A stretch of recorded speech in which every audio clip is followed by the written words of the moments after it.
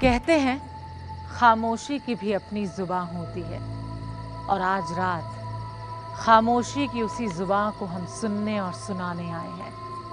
हमारा मकसद है हर डर का राज फाश हो, हर वहम का अंत हो, और खामोशी की चादर ओढ़कर सोया इतिहास अपनी दास्तान खुद बयां करे।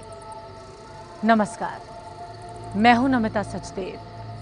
मायालोक में आपका स्वागत है। मायालोक।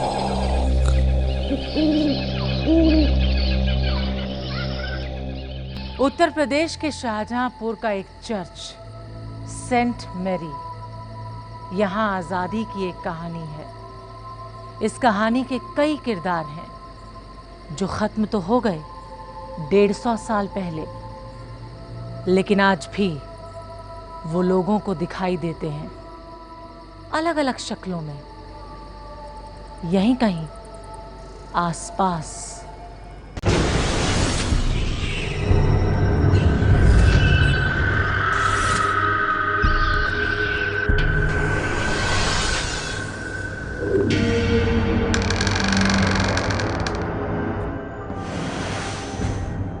सेंट मैरी चर्च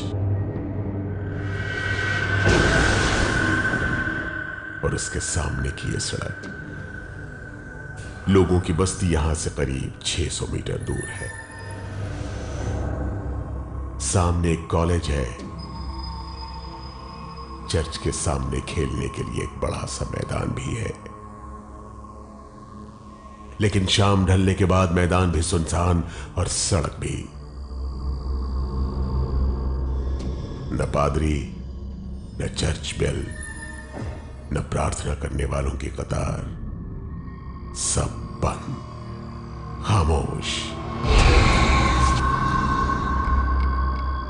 फर्ज करें कि आप इस सड़क पर हैं। घुप अंधेरी रात है।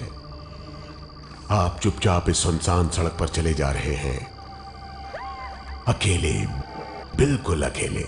दूर दूर तक कोई नहीं है। तभी आपको कदमों की आहट सुनाई देती है। आप समझते हैं कि कोई पीछे आ रहा है। आप पीछे मुड़कर देखते हैं, कोई नहीं है। आप फिर आगे बढ़ते हैं। कदमों की आवाज पीछे से आती है, तेज और तेज। कोई पास आता है और पास आकर पूछता है, do you have a match stick? माचिस जलती है, लेकिन माचिस मांगने वाला गायब। ठीक ऐसे ही कुलभूषण वर्मा के साथ हुआ। चलता चला आ रहा था तो पीछे से एक आवाज़ आती है कि माचिस है। मैंने पलट के देखा उसे, तो वो बॉडी तो उसकी दिख रही थी, कपड़े पहने हुए, लेकिन सर नहीं दिख रहा था। पिछले करीब 160 सालों में यूं उल्टे पांव भागने वाले कुलभूषण कोई अकेले शख्स नहीं है। रात जैसे ही इस चर्च के इर्द गिर्द अपने पांव पसारती है, इलाके की फितरत ही बदल जाती है। और बदली फितरत में हर रात नए किस्से जुड़ जाते हैं। जिसके साथ भी ऐसा होता है, उसकी एक ही हिदायत होती है, शाम ढलने के बाद चर्च वाली सड़क पर कदम मत रखना। मैं इस रोड से निकलते डरता हूँ। मैं 8 बजे के बाद कभी निकलना, ठेकेदार हूँ, कभी निकलना होता है। दिन में तो निकलता ही हूँ, रात में कभी नहीं निकलता हूँ इधर से। पर उस दिन के बाद कभी नहीं निकलता हूँ। दिल्ली से करीब 363 किलोमीटर दूर उत्तर प्रदेश का ऐतिहासिक जिला शाहजहांपुर है, और शाहजहांपुर में करीब 200 साल पुराना सेंट मैरी चर्च बना है। हालांकि रंगे पुते इस चर्च को देखकर यह कतई अंदाजा नहीं लगाया जा सकता कि यह चर्च कितना पुराना है। फादर रेमन बताते हैं कि यह तकरीबन 200 साल पहले बनाया गया था। बरसों से यह बंद पड़ा था और कुछ साल पहले ही इसे दोबारा खोला गया है। चर्च के बंद होने और खुलने की बात फिर कभी। सबसे पहले बात उस डर की जो बरसों से चर्च के सामने वाली सड़कों पर घूम रहा है और जिसकी वजह से आज हम यहाँ खड़े हैं। सड़क पर उस रात अपनी मोटरसाइकिल के साथ अख्तर और राजेश भी खड़े थे, लेकिन यूं खड़ा रहने की उनकी कोई चाहत नहीं थी। जीएफ कॉलेज के सामने से वो गुजर रहे थे कि मोटरसाइकिल धोखा दे गई। अच्छी भली चलती मोटरसाइकिल अचानक बंद हो गई। यह वाकया मोटरसाइकिल सवारों के साथ कहीं भी हो सकता है, लेकिन अख्तर और उसके दोस्त के साथ यह घटना रात के अंधेरे में उसी जगह हुई जहां अक्सर ऐसी घटनाएं होती रहती हैं।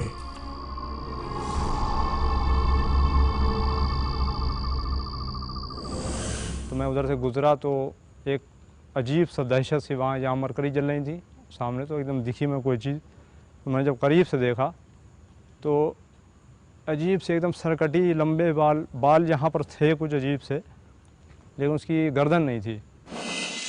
मैंने जब गौर से देखा तो मुझे एकदम घबराहट सी हुई। उन्होंने भी देखा, मोटरसाइकिल बंद हो गई घबराहट में कि ये क्या चीज़ है। तो पहली बार एकदम देखा, लेकिन हम लोग ये नहीं समझ में आता पीछे जाऊँ कि आगे जाऊँ किधर।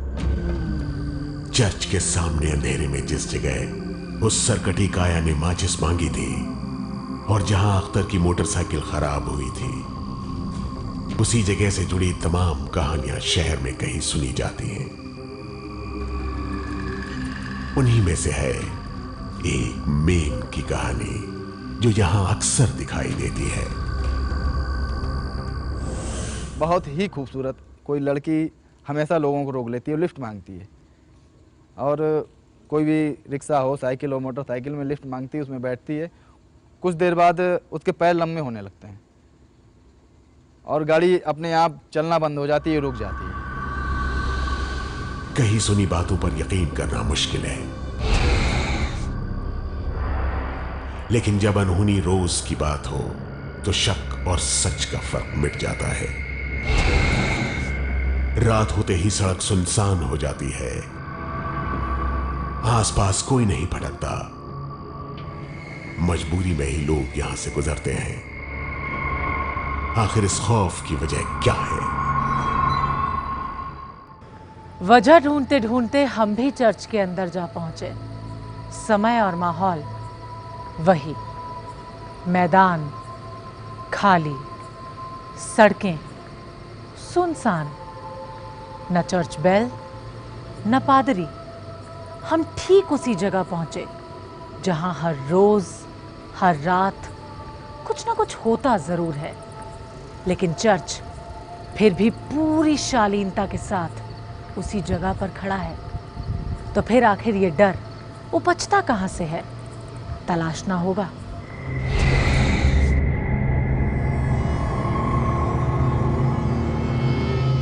चर्च में चीजें वैसी ही थी जैसे कि किसी आम चर्च में रखी जाती हैं, लेकिन आगे बढ़े तो लगा चर्च की इमारत ही नहीं, उसके वजूद से जुड़ा इतिहास भी है।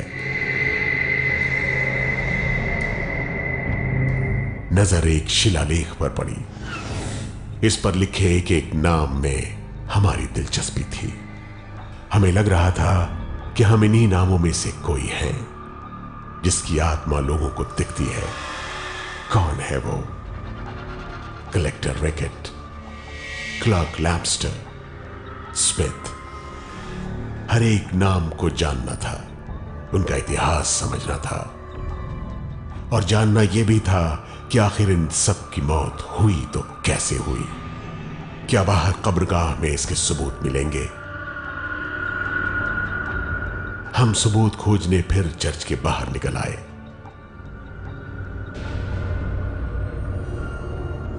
बात पुरानी है, लेकिन मोतीलाल का तजुर्बा ज्यादा पुराना नहीं है। मोतीलाल कई बरसों से शाहजहांपुर में रिक्शा चला रहे हैं, लेकिन हजारों लोगों को अपने रिक्शे पर सवारी करा चुके मोतीलाल एक सवारी को ताउम्र नहीं भूल सकते।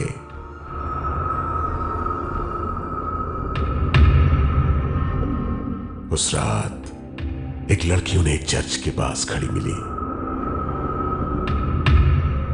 सूरत से वो अंग्रेज मेल लग रही थी। इसी गिरजाघर के चौराहे के उसी तरफ से मेरे को आवाज़ दी, रिक्शा खाली। हमने जी सर, रिक्शा खाली है। मोतीलाल ने बिना कुछ पूछे उस लड़की को रिक्शे पे बिठा लिया। रिक्शा आगे बढ़ा। रिक्शे पर चलते चलते मोतीलाल की निगाहें जरा सी झुकी तो उन्हें एहसास हुआ कि मीम साहब के पैर बढ़ते चले जा रहे हैं। घबराकर मोतीलाल ने पीछे पलट कर देखा, लेकिन पैर वैसे ही बेतरतीब बढ़ते जा रहे थे। अब मोतीलाल के पास जिंदगी बचाने के अलावा कोई चारा नहीं था। वो रिक्शा छोड़कर भागे।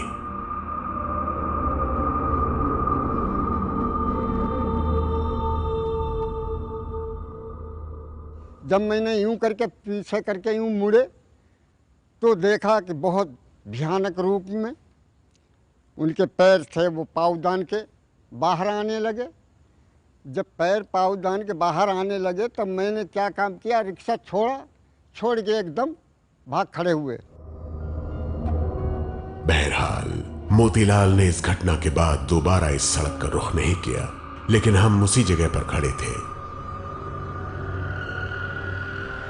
आधी रात गुजरने के बाद भी ठीक इसी वक्त एक बार पहले सिपाही राजकुमार यादव भी चर्च के रास्ते से गुजरे थे।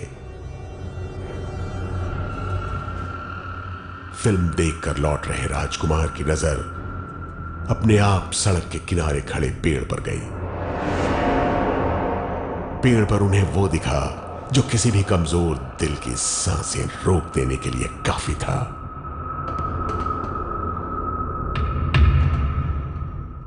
मेरी नज़र गई तो ऊपर एक व्यक्ति उल्टा लटका हुआ था, वाइट सूट जैसे हम पहने हुए हैं इसी तरीके से, और बाल काफ़ी बड़े। मोतीलाल और राजकुमार के तजुर्बे उनके लिए हादसे बन गए। हादसों के बाद हुआ वही जो अक्सर होता है। उन दोनों ने उस रास्ते जाना ही छोड़ दिया। खैर, हमारी दिलचस्पी तो उन हादसों की हकीकत जानने में है। बरसों बंद रहा सेंट मैरी चर्च अब बिल्कुल साफ सुथरा है, लेकिन चर्च के पीछे की एक जगह हमें दिखी जिसके पास घास और मिट्टी पसरी हुई थी। लगता था बरसों से लोगों ने इस छोटे से चबूतरे से दूरी बना रखी थी।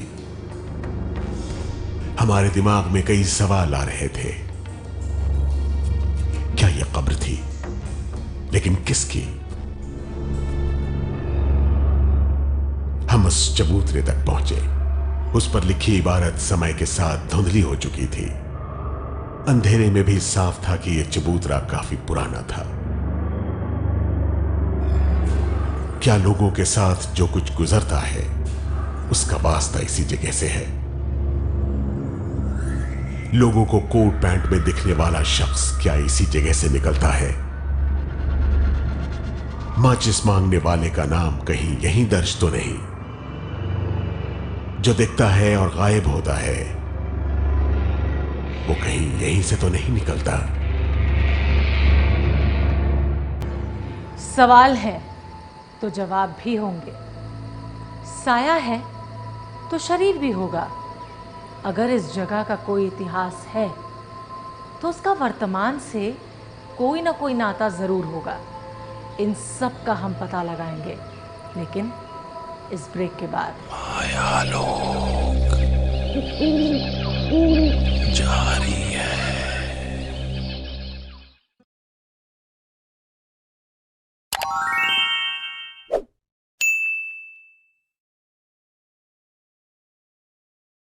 माया लोक।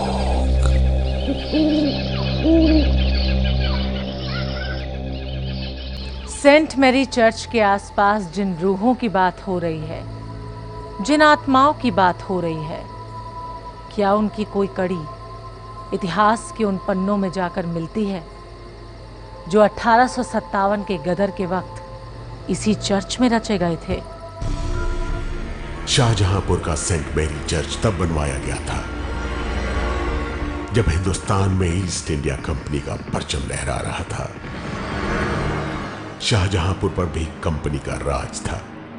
31 मई 1857 इतवार के दिन ये तय किया गया था कि पूरे उत्तर प्रदेश में क्रांति होगी और शाहजहांपुर में क्रांति जो है वो उसी दिन निर्धारित तिथि पर हुई।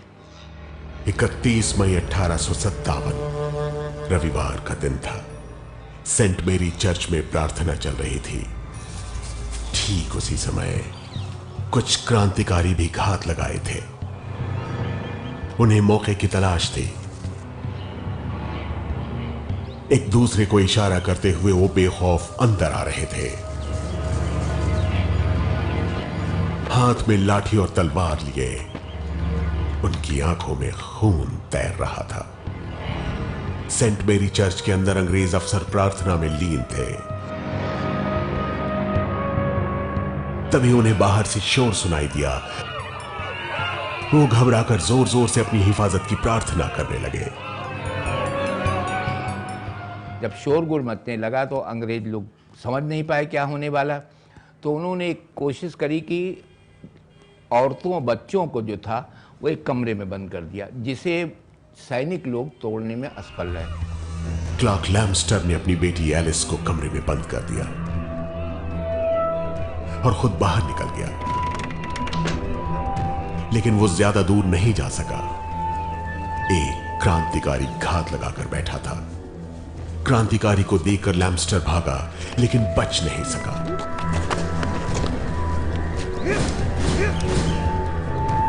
कलेक्टर रैकेट भी उसी समय चर्च में थे। उन्होंने भागने की कोशिश की। वो अपने बंगले की तरफ भागे, लेकिन ज्यादा दूर नहीं भाग पाए।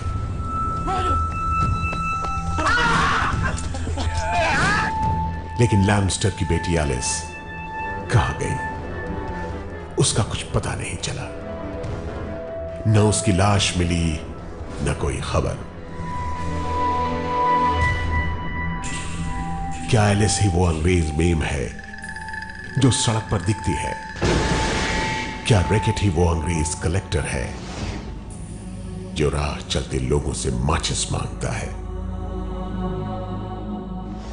कि इस ज़माने में विश्वास कौन करता है इन चीज़ों पर, लेकिन आप आपके सामने अगर कोई घटना घटेगी, आपके सामने कोई चीज़ आ जाएगी, तो आपको विश्वास तो करना ही पड़ेगा उस पर। काफी रात हो चुकी थी। तभी हमें एक सीटी सुनाई दी। दूर हमें कोई दिखा। शायद इस चर्च का चौकीदार था। वैसे लोग, बहुत से लोग बताते हैं कि यहाँ भूत बाधाएं रहती हैं और सब कुछ रहता है यहाँ पर, मगर अब मुझे 15 साल से नौकरी करते हो गए हैं, अभी तक मुझे कोई चीज़ नहीं दिखा है। अगर आप चाहते हैं तो आप चल के घूम के देख लीजिए। हम चौकीदार के साथ आगे बढ़े।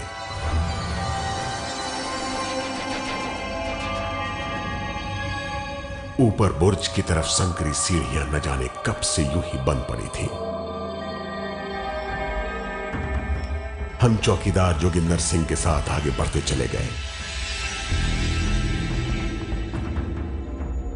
चर्च का घंटा न जाने कब से खामोश था, शायद इसलिए कि समय ही रुक गया था और ऊपर जाने की गुंजाइश ही नहीं थी। हम उन्हीं सीढ़ियों से नीचे उतर आए। हमें कहीं कोई नजर नहीं आया।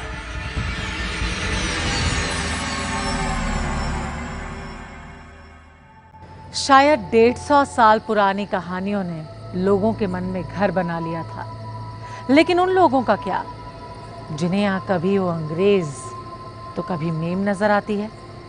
क्या ऐसा भी हो सकता है कि वो किसी को दिखते हों और किसी को नहीं? माया लोग।